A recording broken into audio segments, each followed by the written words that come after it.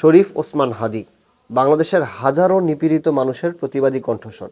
ভারতীয় আধিপত্যের বিরুদ্ধে তিনি বেশ বড় একটি ভূমিকা পালন করেন। শরীফ ওসমান হাদীকে আজকে দিবালোকে প্রকাশ্যে গুলি করেছে এক সন্ত্রাসী। শেষ খবর পাওয়া পর্যন্ত শরীফ ওসমান হাদীকে ঢাকা মেডিকেল থেকে এভারকেয়ার হসপিটালে নেওয়া হয়েছে এবং তার অপারেশন সাকসেসফুল হয়েছে। সারা দেশের মানুষ একসাথে আমরা দোয়া করছি, আল্লাহ তাআলা তাকে সুস্থতা দান করুক। দিন শেষে সে একজন বাবা, সে একজন স্বামী, সে একজন সন্তান।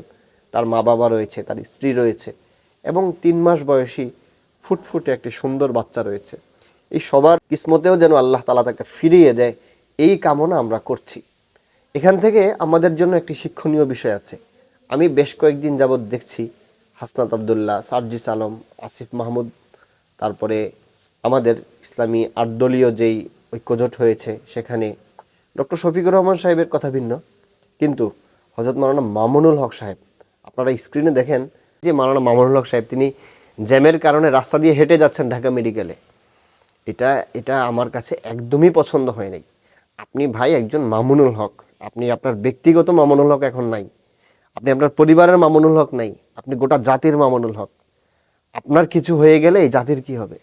আপনার কিছু হয়ে গেলে এই কণ্ঠস্বর আমরা কোথায় পাবো? জন্য আপনাকে আপনার ঢঙেই চলা উচিত, আপনাকে আপনার প্রটোকল নিয়ে চলা উচিত। আপনি এখন অনেকের শত্রু হবেন, অনেকের বন্ধু হবেন, এটাই স্বাভাবিক। আপনি যেহেতু এই পথে পা বাড়িয়েছেন, সুতরাং আপনার প্রটোকল নেওয়াটা এটা আপনার অহংকার নয়, বরং এটা আপনার নিরাপত্তা। এই শরীফ মোহাম্মদ ওসমান হাদীর থেকে তো শিক্ষা গ্রহণ করা উচিত।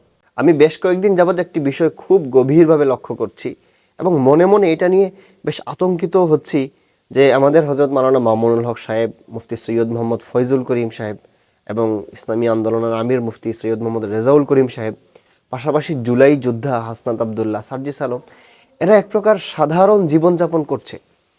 এটা সাধারণ জীবনযাপন করাটা অন্যায় না, কিন্তু আমাদের এই সমস্ত ব্যক্তিদেরকে বুঝতে হবে তারা কে, তাদের স্থানটা কোথায় বাংলাদেশে।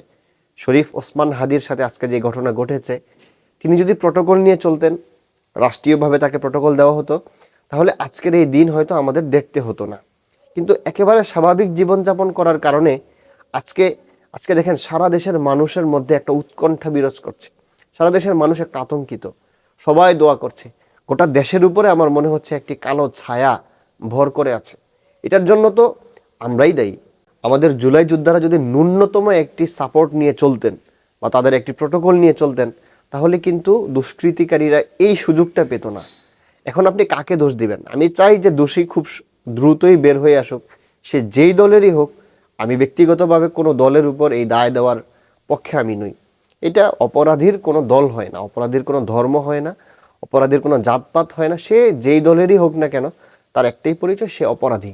কিন্তু আমি যেটা বলতে চাই, আমাদের জুলাই যোদ্ধা বলেন বা ইসলামী দলগুলোর যে সমস্ত বিগ পার্সন যারা রয়েছে, বিশেষ করে ফয়জুল করিম সাহেব, রেজাউল করিম সাহেব একদম সাধারণ জীবনযাপন করেন।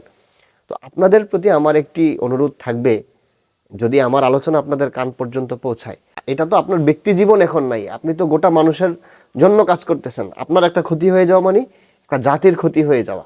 এই জন্য যারাই আছেন, আমরা যদি একটু প্রটোকল ব্যবহার করি, এটা রাষ্ট্রীয়ভাবেও হতে পারে, প্রশাসনের কাছে আপনারা হেল্প চাইতে পারেন, অথবা আপনাদের দলীয় কর্মীদের মাধ্যমে যদি একটি শক্ত বলয় তৈরি করে আপনারা রাস্তায় বের হন, তাহলে আশা করা যায় এই ধরনের পরিস্থিতি থেকে আমাদের জাতি মুক্তি পাবে। না হয় একজন বড় যোদ্ধা হয়ে উঠবে, তার স্বাভাবিক জীবনযাপনের কারণে আমরা কি বারবার আমাদের যোদ্ধাদেরকে হারাবো? এটা তো হতে পারে না। এই জন্য আমি আশা রাখবো, আমি দোয়া করি প্রথমেই আল্লাহ তাআলা আমাদের ভাইকে সুস্থতা দান করুক, তাকে আমাদের মাঝে ফিরিয়ে দেখ। আল্লাহ তাআলার কাছে অসম্ভব কিছু না। পাশাপাশি তার থেকে আমাদের শিক্ষা নেওয়া উচিত। হযরত মাওলানা মামুনুল হক সাহেব, মুফতি সৈয়দ মোহাম্মদ ফয়জুল করিম, হযরত মাওলানা মুফতি রেজাউল করিম সাহেব, ওনারা সহ যারা আছেন, আল্লাহ তাআলা তাদেরকেও হেফাজত করুক।